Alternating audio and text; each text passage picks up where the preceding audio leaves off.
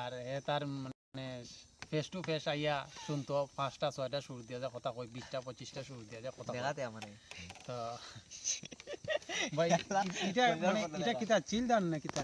কিতা কই কেন চিল ডাউন চিল ডাউন তো ভাই এ তো শুনতে না নি